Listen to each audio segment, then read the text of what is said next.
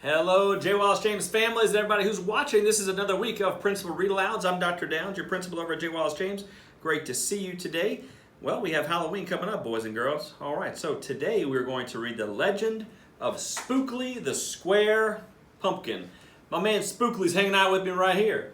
All right, so this is written by Joe Troiano. All right, so quiz number is 140838. One day in the pumpkin patch, the strangest little pumpkin hatched. Spookly wasn't like his friends where they had curves, he had ends. Spookly was different. He was odd. He was rare. Spookly, the pumpkin, wasn't round. He was square.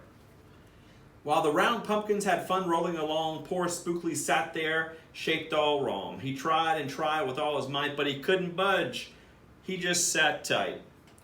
The other pumpkins teased him because he was square. Spookly wished he was round and could roll everywhere.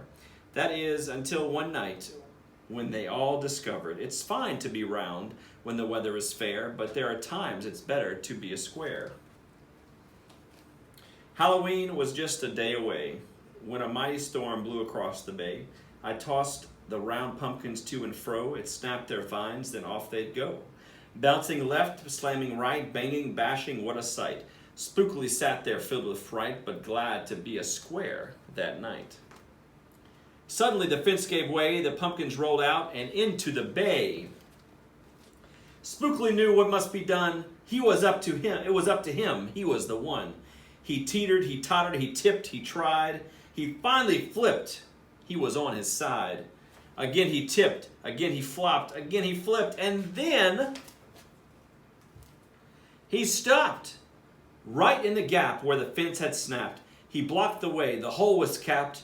All the pumpkins shouted, "Hooray!" Spookly the square pumpkin had saved the day. Then a pumpkin hit him with a whack. He thought his shell would start to crack. Then another pumpkin hit him with a thump, and another with a smack.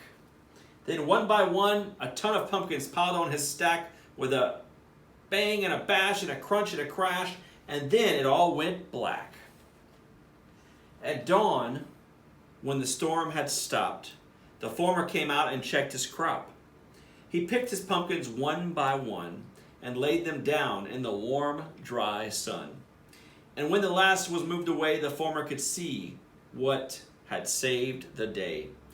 An odd-shaped pumpkin, short and dense, was wedged against the broken fence. Its shell was bruised, its stem was too, but there was the brave little Spookly sitting straight and strong and true. Right then and there the farmer knew of all the seeds he'd ever sown, Spookly's were the most special that he had ever grown. And the next year, when it was time to sow, he sowed those seeds every row. He watered and weeded and watched them grow. And oh, that morning, about mid-June, when the pumpkin patch began to bloom, there were tiny pumpkins everywhere, hundreds and hundreds, most of them square. Some were cubes and some were rectangular, some were flat and others triangular. There was a bed of bright red ones and 2 rows of blue. There were polka dot pumpkins and rainbow ones too. There were thousands of colors and hundreds of shapes. Oh, what a garden variety makes.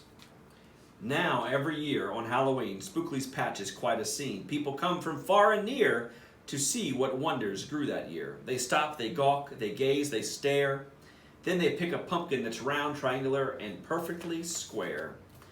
Now that you know the story of how Spookly grew, maybe someday you'll tell someone too, and they'll go tell someone who'll tell another. And maybe one day we will all discover you can't judge a book or a pumpkin by its cover. That was a great book there. Thank you, Spookly. Thank you, Spookly. Boys and girls, everybody's watching. I hope you have a great week. We'll see you next week. Please remember to mask up. Let's stay safe out there, okay? Bye.